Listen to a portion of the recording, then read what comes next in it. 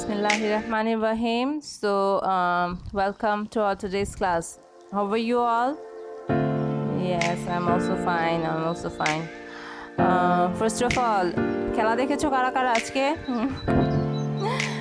আচ্ছা, ছেলেরা খেলা দেখেনি? আমি দেখছি মেয়েরাই রেসপন্স করছে খেলা দেখেছে।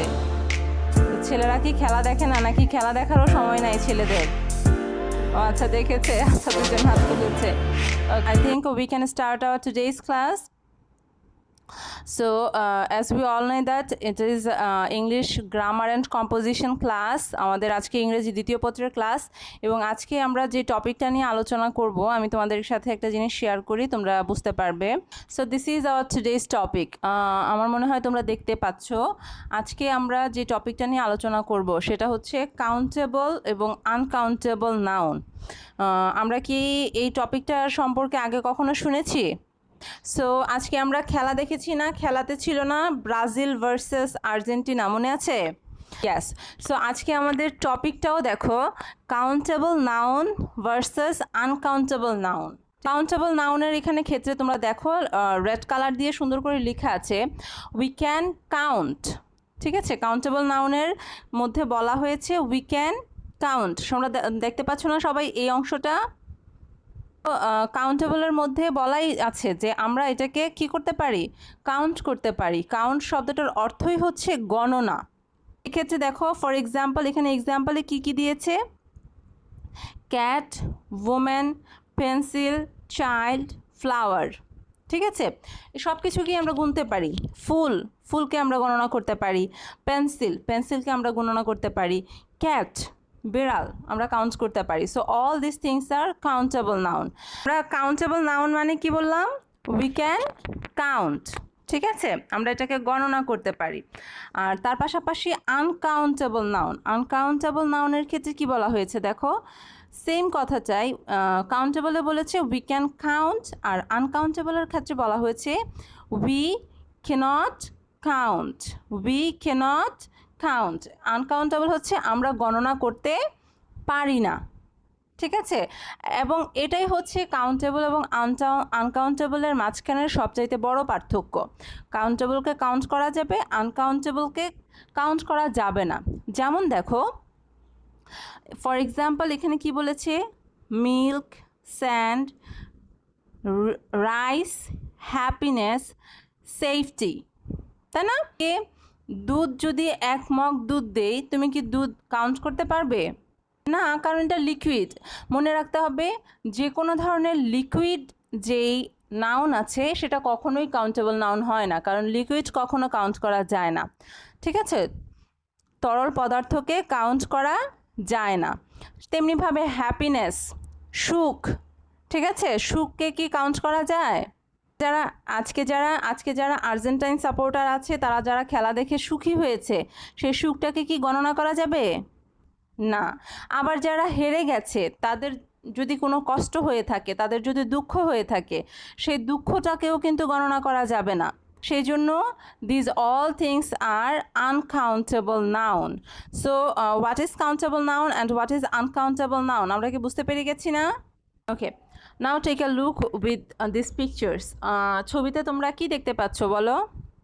ইয়েস, এখানে হচ্ছে কিছু কাউন্টেবল নাউনের পিকচার দেওয়া আছে এবং কিছু আনকাউন্টেবল নাউনের পিকচার দেওয়া আছে।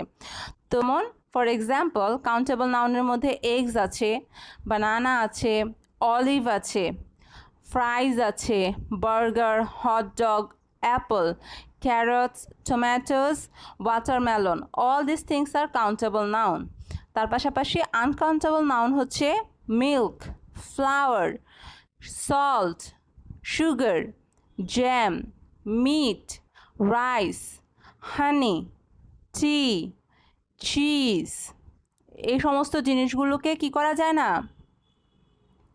কাউন্ট করা যায় না। ওকে, এতক্ষণ আমরা কাউন্টেবল নাউন কোনটা এবং আনকাউন্টেবল নাউন কোনটা এটা জেনেছি। এবারে দেখো কিছু ফিচার জানবো, ঠিক আছে, অথবা কিছু বৈশিষ্ট্য জানবো। দেখো কাউন্টেবল নাউনের ক্ষেত্রে এখানে কিছু কথা বলেছে। ক্যান বি কাউন্টেড মানে কি, এটাকে গণনা করা যায়। আনকাউন্টেবল নাউনের ক্ষেত্রে তেমনিভাবে বলেছে cannot be counted, এটাকে গণনা করা যায় না।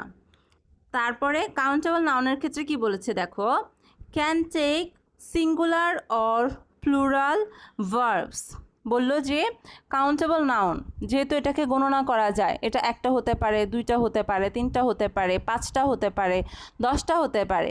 তার মানে কি এখানে সিঙ্গুলার ভার্বও নেওয়া যাবে, প্লুরাল ভার্বও নেওয়া যাবে, কারণ এটা সিঙ্গুলারও হতে পারে, প্লুরালও হতে পারে। ঠিক আছে, একটাও হতে পারে বা একের অধিকও হতে পারে, তাই না?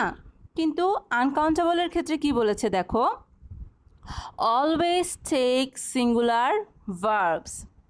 যেটা আনকাউন্টেবল নাউন সেটা সবসময় কি করে, সিঙ্গুলার ভার্বের হবে, সেখানে প্লুরাল ভার্ব নেওয়ার কোনো সুযোগ নাই, কারণ এটাকে তো গণনা করা যায় না। তাহলে সেই ক্ষেত্রে বুঝতে হবে যে কাউন্টেবল নাউন সবসময় সিঙ্গুলার এবং প্লুরাল যে কোনোটাই নিতে পারে, কিন্তু আনকাউন্টেবল নাউন সবসময় সিঙ্গুলার ভার্ব নেবে। আনকাউন্টেবল নাউনের ক্ষেত্রে কখনো প্লুরাল ভার্ব ইউজ করা সম্ভব না। এখানে এক্সাম্পল স্বরূপ বলেছে দেখো, there is some water in that pitcher, এই কলসে কিছু পানি আছে। এখন এই যে কিছু পানির কথা বললো, পানি অল্প পরিমাণে আছে বললো, এটাকে ইজ দিয়ে বোঝাতে হয়েছে। ঠিক আছে, তাহলে আর আমরা জানি ইজ হচ্ছে সিঙ্গুলার ভার্ব, প্লুরাল ভার্ব হলে আর ব্যবহার করা হতো। ঠিক আছে, সো এটা হচ্ছে সিঙ্গুলার ভার্ব এবং আনকাউন্টেবলের ক্ষেত্রে সবসময় সিঙ্গুলার ভার্ব হবে।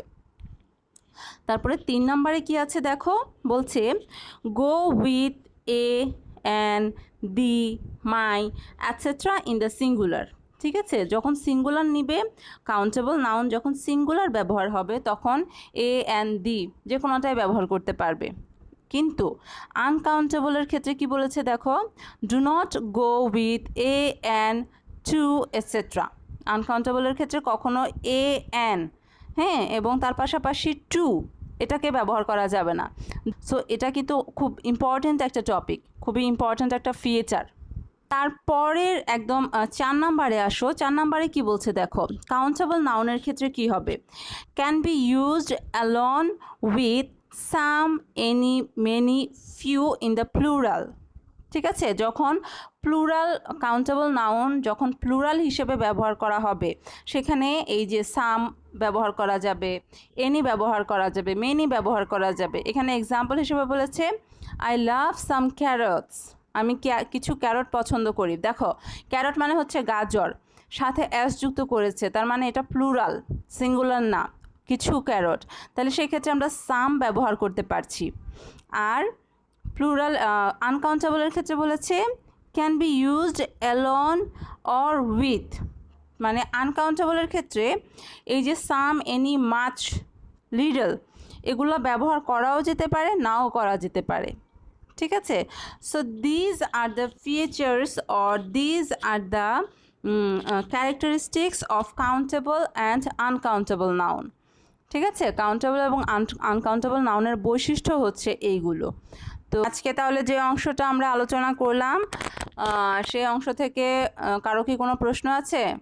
যদি প্রশ্ন না থাকে I think I can end up the class. তোমাদের জন্যে আমাদের হোমওয়ার্ক থাকছে, what is countable noun, what is uncountable noun, and give some examples. এবং সর্বশেষ হচ্ছে হোয়াট আর দ্য ফিচার্স। ঠিক আছে, কাউন্টেবল এবং আনকাউন্টেবল নাউনের বৈশিষ্ট্য কী কী, এটাও হচ্ছে তোমাদের হোমওয়ার্ক থাকছে, যেটা সবশেষে আমি তোমাদের চার্ট দেখিয়েছিলাম। নেক্সট ক্লাসে দেখা হবে ইনশাআল্লাহ। আল্লাহ হাফেজ।